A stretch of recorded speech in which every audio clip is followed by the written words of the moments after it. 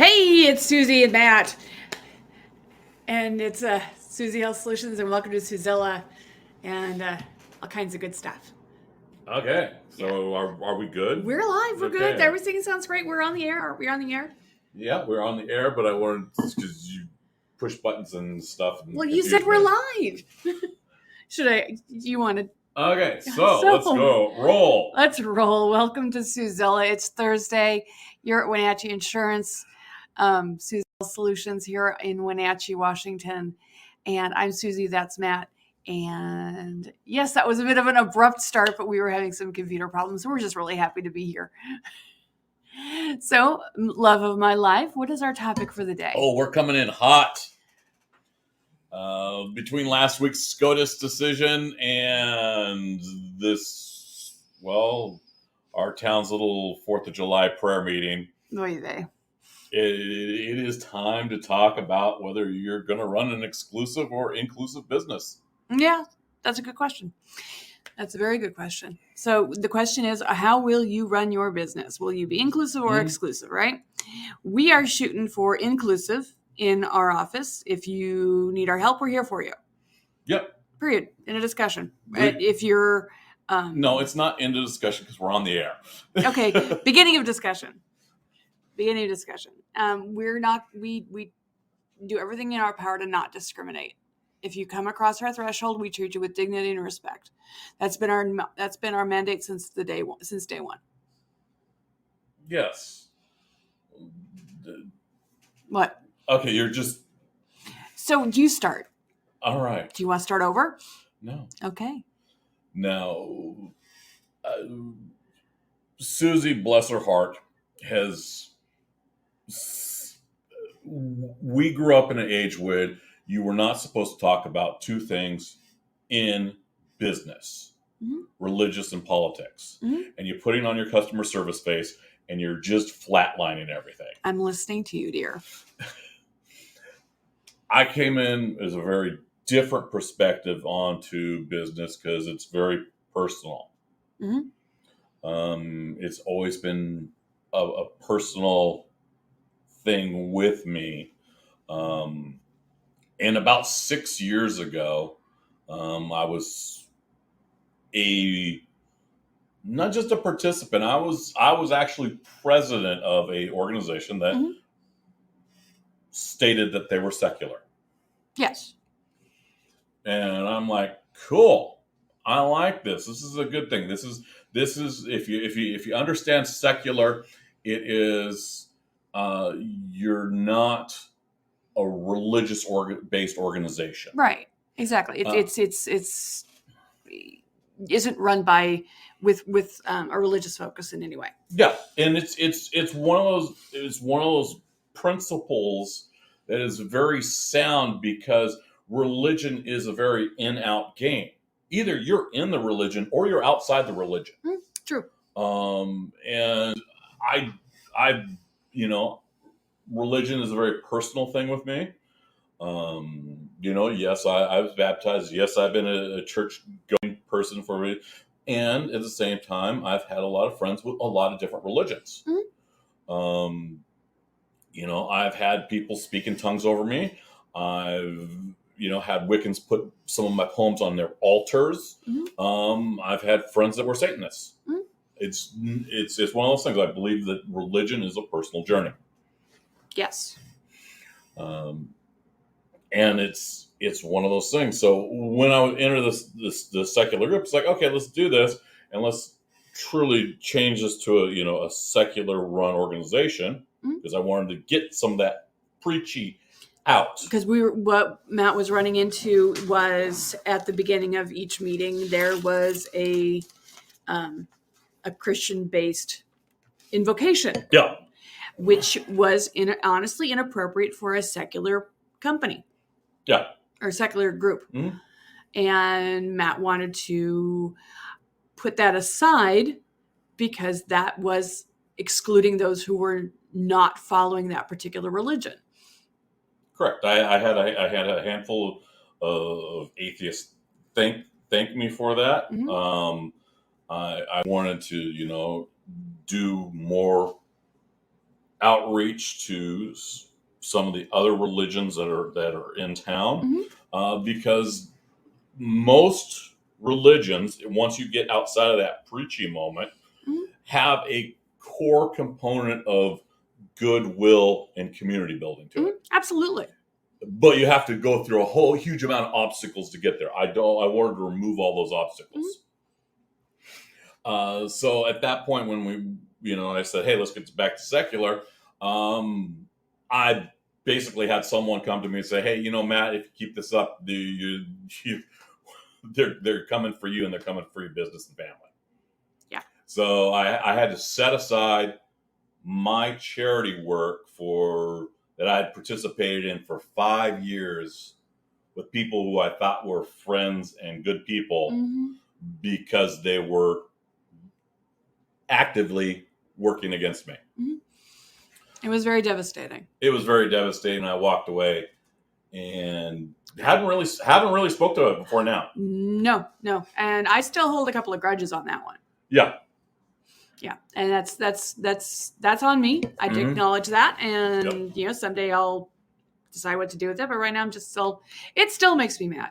Yeah. Because Matt really enjoyed these meetings. He enjoyed the folks he was working with. He enjoyed the process. He enjoyed the community service. And they basically told him, unless you want to follow follow this, this rule, which was not appropriate to that particular, was not appropriate to their actual guidelines. The guidelines of the group, you're out. Yeah. And not only you're out, we're going to take everyone out with you. Yep. They did a whole mafioso situation there. Yep. And so it's like, okay, I can step aside because my principles are inclusive. Yes. And they've always been that way. They've always been that. You can tell by the company I keep. Yep. That they're not all the same. They don't have this uniformity. No, not at all. You've always had a very wide variety of humans around you. Yeah. I do that because I like variety. It allows me to be creative and think and problem solve a vast array of things, because I've experienced a whole lot of different cultures and thought processes. And it helps me grow as a person. So that's why we do it. And part of what we've done with the Suzie Health Solutions is we've, it's contracted to run as a very nonprofit manner. Yes. It's by design is we assist everyone, even with plans we're not affiliated with, in explaining them and help assisting people enroll. Right. Regardless of background. Exactly. And we continue to do a good job. This is our 6th year of work. I think because there was time when we were off. Oh, you're talking about the actual enrollment center contract. There's only 10 in the state that operate in this. And we're really proud to do that. I mean, it's really nice because we get the opportunity to increase outreach and make sure that we do touch as many people as need our help as possible, and it's pretty darn awesome. They assist us with a lot of our contacts and give us some great input, and it's just I like being part of that particular process. Yeah, and recently we did an interview with Street Talk. This wasn't on the air, but it was one of the questions was our outreach effort with the LGBTQIA+ community, because that's one of those ones that gender and sexuality is kind of a very personal topic with us, and some people also feel that way. However, we are also very inclusive, right? And it's a dichotomy, And we had to tell the interview, it's like, yeah, we looked around a few years ago and noticed that because of how inclusive we are, that we had this large group of people looking for gender affirming care. Mm-hmm. And it's always been very difficult to find gender affirming care. Mm-hmm. It's gotten easier over the years. The insurance companies are being more open to the idea, not all of them, but many of them. Mm-hmm. And there are more providers that are open to that, which helps. Sort of. And I'm gonna have to hedge that with a sort of. Okay. Washington State's one of the exceptions, and it's because we passed legislation. I was thinking locally. And I'll have to say drug some of the carriers into being better. Yes. Some of them are still dragging their feet. Oh yeah. And that's important to note.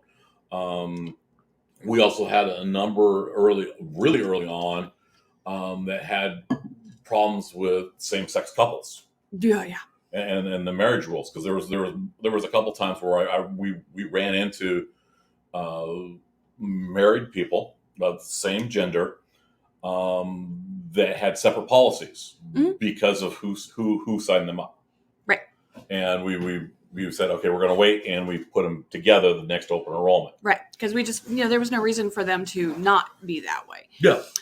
Well, at that point, the only reason why there should be two accounts for a married couple is if they needed to be on two different types of policies.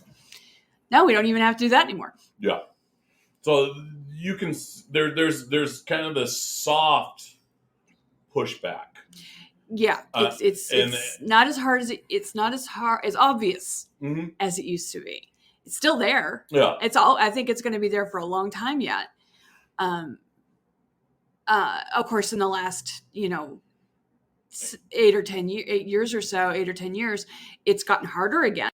The push has been harder. Well, there are points where when you have someone in your business that's doing that soft pushback, mm-hmm. and you're not aware of your business, or you're not aware of the people that you're in charge of doing mm-hmm. it, they will push that that business aside, and yeah, you're going to lose business, you're going to lose reputation. Mm-hmm. It's to your detriment. It is.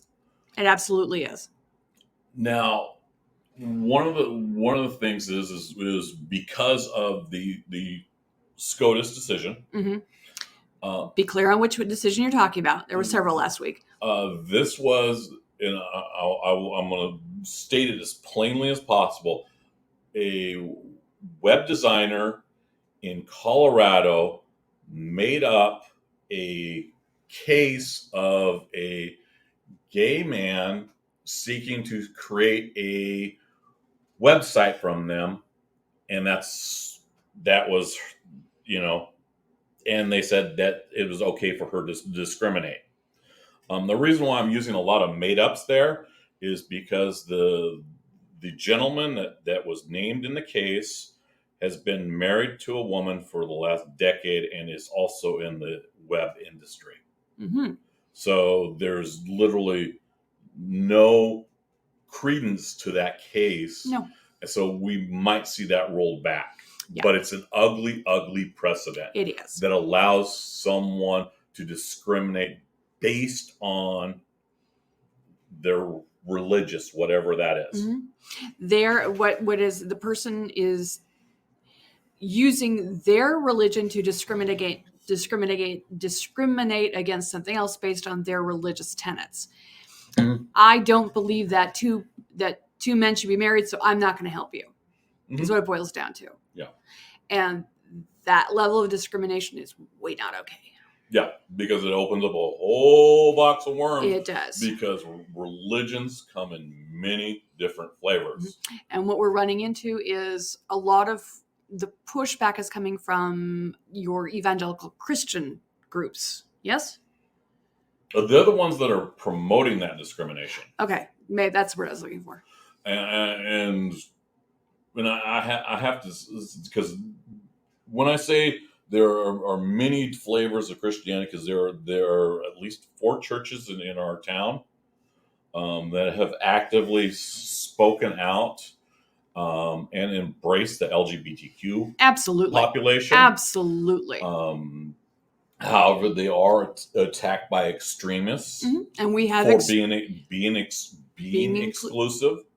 Now, one of the let's see, by being inclusive, they're being attacked by extremists, right? Who are exclusive.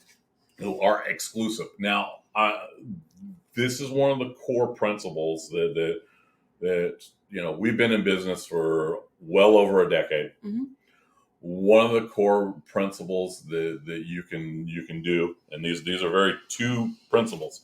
One is you can operate a very low cost product base and serve many people, or you can operate on a very exclusive product base, be very expensive. Exactly. And in the insurance industry, they call that cherry picking. They call it cherry picking. And it's actually illegal in the Medicare industry. If I am caught cherry picking, I will lose my license. Yeah, and it's one of the things that it's kind of a weird dance the insurance industry does. And that's why there's laws regarding on how those insurance companies operate. Yes. And the fact that you're able to go back and say, hey, this is the law. I need this payout here. Yeah. You have an avenue to file grievances. Exactly. With the Office of the Insurance Commissioner or the Center for Medicare and Medicaid Services, if you're in the health, if it's a health insurance issue, there are avenues to file grievances and point out these, egregious situations. Yeah, and that's why I like the insurance industry, is because you've got avenues. In some of the other areas, you don't have avenues of protection. That's true. And it's very important to note that, because, for example, one of the big issues is provider billing.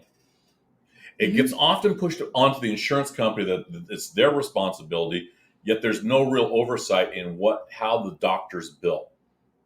True. You have to go through the state attorney general, and it's not an easy process for people to fight doctors. No. And misbilling. At one point, I don't know if they still have it, because it's been a while since I talked to the accounting bowels of our local hospital. They had 3 different billing departments. They're working on consolidating that, according to who was I talking to?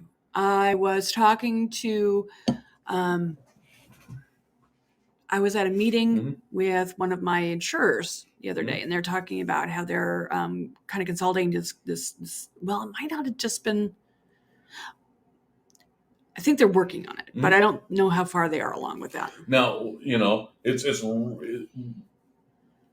if you're not separating your personal beliefs and you're bringing some of that baggage on, imagine what happens if you're doing that. If you have someone in your office that's doing that pushback, that's soft discrimination. It becomes a real ugly situation. It does. That was one of the classic ones that happened for the it was the Rural Development Group. They were doing farm loans for African Americans, and they could show on how much discrimination that group did in loans. And the result was how many African Americans lost their farms. Oh my gosh! And this is this is not a period of just a few people. This was like 40, 50 years of time of where you had 10,000 farms at a few years after the end of the Civil War to a couple thousand now. And it's just this massive exodus of not being able to get those loans, to secure the seed, to make the sales, and it just destroyed, a group based on that soft discrimination or active discrimination, depending on depending on, and that was a lot more blatant, in the in the 1800s and the early 1900s, but it became less and less blatant, but it was still this went there. up through like the 80s, 90s. I'm just saying it became a little less blatant, but it was still very present. Yeah. And it's unfortunately something that has run as a theme through the United States for as long as we've existed. Well, the discrimination. There is something very, very astute. It was, I got my training with the Army. Yes. And one of the classics when I was coming up is we all wear green. Right. This is despite us being in BDUs, because the nature was we were all same green uniform. Right. Everyone's in uniform. And that's been the standard for years. Well, it was about 4 or 5 years ago the Army was really starting to acknowledge that they had a problem, and the Sergeant Major of the Army, who's the highest enlisted officer, highest non-commissioned officer. Right. Anyway, the Sergeant Major was having a discussion, started these open discussions. And it's like, yes, we can say that we're all green here inside on base. However, we've got to acknowledge that our soldiers, our peers, have to step outside the gate. And if there's still discrimination going on, there's still discrimination going on. Mm-hmm. Absolutely. And it's and that was a very bold, acknowledgement of that there's a massive problem here. Mm-hmm. Now we're inviting, because of that SCOTUS decision, continue some massive problems of discrimination. And there's going to be some businesses that point blank come out and, you walk down, it's like, oh no, I'm sorry, I can't do that. Mm-hmm. We're seeing that a lot with birth control. Oh yeah. And just general, I mean, there are doctors and facilities that are using their religious stance to refuse to prescribe birth control. Yeah, I mean, they've been doing that for a long time. Yeah, and we're running into that with pharmacies as well, occasionally. Yeah, we had one East Wenatchee. East Wenatchee refused to, provide birth control to an adult woman, but for no reason other than the pharmacist didn't wanna. Yeah. It's like, no, it doesn't work that way, gang. Yeah, and there's a certain expectation, and this is one of the arguments that's out there for businesses, and we've had this conversation before, because with the whole flowers, the florist deciding to not provide flowers for a gay wedding. That, by the way, that flower shop has actually been bought by someone that's friendly, and the ownership has changed now. And yes, they provide flowers for gay weddings. Good. But they're having to spend massive amounts of money to change that ideal. One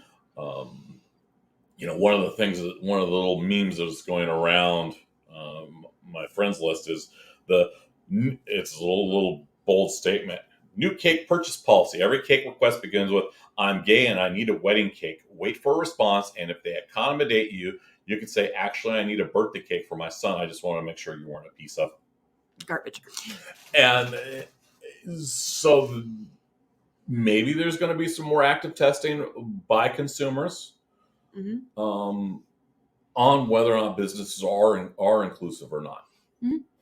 And that I can see that becoming more and more of a kind of a weird dividing point. Yeah, it is. And the more we allow that kind of discrimination, the more and more divided this country is going to get. I mean, we're already dividing up pretty hard these days. We got a serious us versus them situation going on, and this is just going to draw that line with a big, fat, ugly marker rather than, Well, I'm gonna have to decide on the, hey, you know what, if you want to if you want to support inclusive behavior, Mhm. community building, then I would recommend highly seeking out some of those lists, like the Friends of Stella list that Progressive Devilry has. That's a good list. That's been vetted. We're members of the GSBA, which is the Greater Seattle Business Association. It's the largest LGBTQIA and ally chamber of commerce in the state of Washington. Because these are groups that support equality. Yes. It's good. We feel that it's good business, and that's something that hey, you're going to have to eventually. We've been talking about this for years. It's like, where does your dollars go? Absolutely. Do you want your dollars to support groups that are being very exclusive and pushing out others and driving out others, or driving a wedge into community? One of the hard conversations that we're going to have is with our city over our 4th of July celebration. Yeah, it turned into an evangelical event. Yeah. And much to my disappointment. Yeah, because normally we don't do 4th of July. I'm not a big crowd fan. Yeah. And crowd and boomy thing's not a good combination. Yeah, it's not really good for me. Crowd, boomies with hot. Yeah.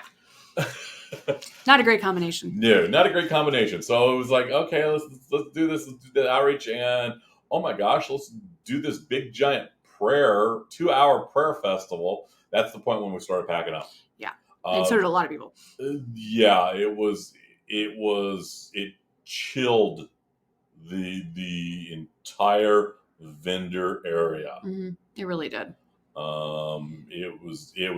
It was pretty darn horrible, and the fact that the local chamber of commerce and the two cities this is the big community event. It really needed to be secular. Yeah, and it wasn't, and that was a real shame, and that's something that needs to be discussed. If the local megachurch wanted to have them and have their own event, that would have been fine. I would have said, you knock your socks off and you deal with the noise ordinances at your end. Yeah, that's one of those, you go do you. That's cool. Yeah. Because you're set up to do that exclusive behavior, and that everyone's aware of what's going on the way in. There was no surprises. This took a lot of people by surprise, because I saw on their little list of performances this particular group. It's like, okay, I had no idea who they were. There was no indication that they were there to raise money for missions, because it's exactly until they started talking about it, right? And then they got out there and it's like, holy cow, this was not what I signed up for. Yeah. As a business owner, we put as part of the celebration, we're kind of weird in that we put thousands of dollars forward to assist in the celebration and to give away stuff. And it was like, whoa. I don't put my dollars in that manner. Nope. Because we are inclusive, and having this religious thing that you're going to go out and spend money to subject other countries and other cultures with. No. Yeah. I'm not about that. No. So yeah, you got to decide. It's coming faster than everyone expected. It's good. We're gonna say on it's good to stay inclusive. Absolutely. Invite as many people in. serve them well. Cross my threshold. I'm going to treat you with dignity and respect. Yeah. Because everyone should be able to conduct business and celebrate free of judgment. Exactly. And if your beliefs don't jive with mine, that's great. Just don't. You can do you over in the other corner. You do you outside of my office. I will help you. I will sign you up for your health insurance, but I don't want to hear you proselytize towards me. So, hey, everyone, have a good day. Yeah. Look for those lists. If you say, hey, Matt, what's this GSBA thing? Right, Pop us a note. I'll make sure you get the links. Yep. And if you're going to be in Pasco this weekend, come see us at the Pride Festival. Yep. All right. So bye-bye for now. Bye.